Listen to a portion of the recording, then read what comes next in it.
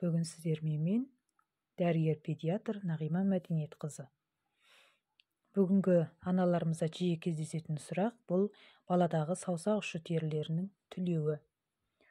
Бұл не үшін болады? Оның бірнеше себептерін қарастырамыз.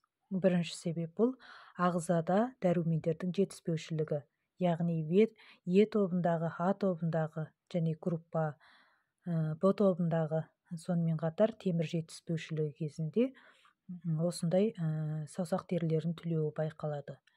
Бұндай кезде комплекстік витаминдер құрамында А, Е витамині, Б тобындағы витаминдер және де темірі бар комплексный витаминдер ішкен жағдайда бұл өз қалпына келеді.